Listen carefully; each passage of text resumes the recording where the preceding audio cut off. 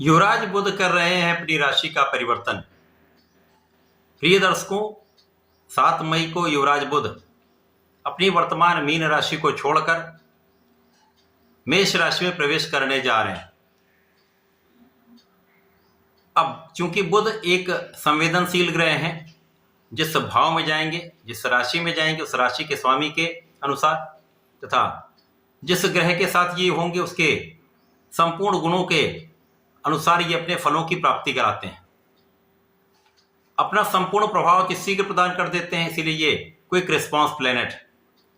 इसी प्रकार से एकमात्र बुध ही ऐसे ग्रह हैं जिनका इस जगत के समस्त क्षेत्रों में अपना संपूर्ण प्रभाव है। कोई भी कार्य क्षेत्र बुध के बिना संभव नहीं।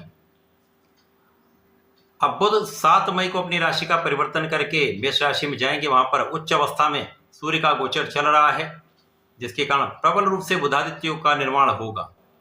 बुध 1 माह के अंदर 2 बार राशि परिवर्तन कर रहे हैं और दोनों बार सूर्य के साथ इनका महायोग बन रहा है, बुधादित्य योग प्राप्त हो रहा है, जो निश्चित रूप से समस्त राशि के जातकों को कुछ विशेष प्रभाव देने वाला है, कुछ बड़े लाभ देता है।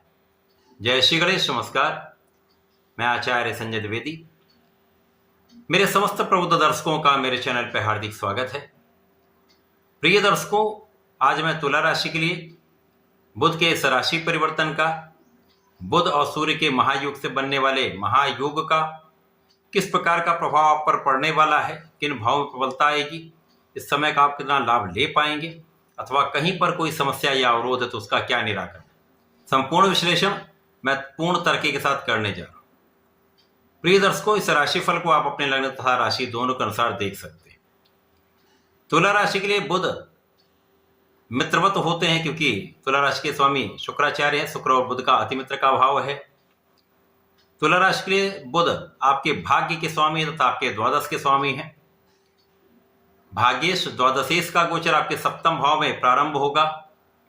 अब सप्तम भाव जो कि केंद्र का भाव है और यहां से लग्न पर 180 डिग्री का प्रभाव प्राप्त होता है, सीधी दृष्टि का प्रभाव है, जिसके कारण यह अत्यंत महत्वपूर्ण हो जाता है। तुला राशि के लिए सूर्य और बुध का ये महायोग आपके सप्तम भाव में बनेगा। प्रबल बुधादित्य योग का प्रभाव आपकी लग्न पर होगा, जिससे निश्चित रूप से आप अत्यंत प्रभावी रहने वाले। आपकी बुद्धि का बल अत्यंत श्रेष्ठ होगा, आपका ज्ञान बढ़ेगा, आपकी वाणी का भाव प्रबल रहेगा, आपकी वाणी अत्यंत प्रभावी रहने वाली, बुद्धि का बल श्रेष्ठ रहेगा, जिसके कारण आप अपना संपूर्ण लाभ बढ़ाने वाले हैं। इसके साथ ही साथ इस समय आपके शासन प्रशासन की क्षमता कई गुना बढ़ जाएगी, नेतृत्व का गुण कई गुना प्रबल हो जाएगा। अब आप में क्षमता भी है, आप में ज्ञान भी है, आप में बुद्धि भी है, तो आप सोच विचार कर कार्य करते हैं। निश्चित रूप से ये आपके लिए अत्यंत सकारात्मक प्रभाव देने वाला योग बन रहा है। इस समय भाग्य का साथ भी आपको प्राप्त होगा। भाग्य के साथ से, आपकी क्षमता से आप अपने क्षेत्र में विशेष रहने वाले हैं, एक महालाभ प्राप्त करने वाले हैं। बुध और सूर्य का जब बुधादित्य योग अच्छे स्थानों पर बन जाता है तो वो आपको शासन प्रशासन में विशेष लाभ कराता है, आपको आगे बढ़ाता है, आपको मान सम्मान की प्राप्ति कराता है। जो लोग सरकारी सेवाओं में हैं, शासन प्रशासन में है, प्रशासनिक सेवाओं में है या राजनीति में है, एक बड़ा अवसर आपके लिए यहाँ पर प्राप्त हो रहा है, जहाँ पर आपका मान सम्मान भी बढ़ेगा, आपके कार्य क्षेत्र में भी वृद्धि होगी, आपके अधिकार क्षेत्र में भी वृद्धि का योग बन रहा है। इस समय आपके कुछ व्यय बढ़ सकते हैं। उच्च शिक्षा के लिए यदि आप कुछ प्रयास कर रहे हैं तो ये आपका कार्य सफल हो सकता है। विदेश यात्राओं में आपका कुछ व्यय हो सकता है। धर्म कर्म के कार्यों में कुछ व्यय यहाँ पर होने वाला है, जो अत्यंत लाभदायक है। इस समय में आप धर्माचरण करने वाले हैं। इस समय आपके व्यक्तित्व का प्रभाव समस्त लोगों पर पड़ने वाला है। इसके पश्चात जब 23 मई को बुध अपनी राशि का पुनः परिवर्तन करेंगे, जहां पर सूर्य पहले ही परिवर्तन करके आपके अष्टम भाव में गोचर करना प्रारंभ कर चुके होंगे, यहां पर बुध और सूर्य का पुनः युति प्रभाव आरंभ होगा। यहां पर बुध बुधादित्य योग में होंगे, परंतु बहुत बड़ा बुधादित्य योग यहां पर प्राप्त नहीं होगा, क्योंकि त्रिक भाव है। लेकिन यहां पर बुध बुधादित्य योग के साथ साथ विपरीत राजयोग में होंगे, जिसका लाभ अवश्य आपको प्राप्त होगा। तो यदि आप विदेश जाने का प्रयास कर रहे हैं तो आपका कार्य सफल हो जाएगा। विदेश से संबंधित होकर किसी भी कार्य में आपको विशेष लाभ प्राप्त होगा।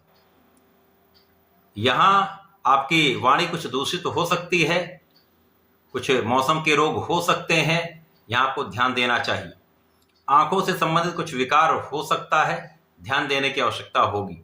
परंतु इस समय में आपके लिए धन प्राप्ति के अवसर प्राप्त होंगे। विपरीत परिस्थितियों में भी आपको यहां पर लाभ प्राप्त होने वाला है। यहां जहां पर आप एक्सपेक्ट नहीं करते वहां से भी आपको धन प्राप्त हो सकता है, आपका लाभ बढ़ सकता है, आपका काम बन सकता है। इसी प्रकार से इस समय में आपके लाभ में वृद्धि निश्चित है।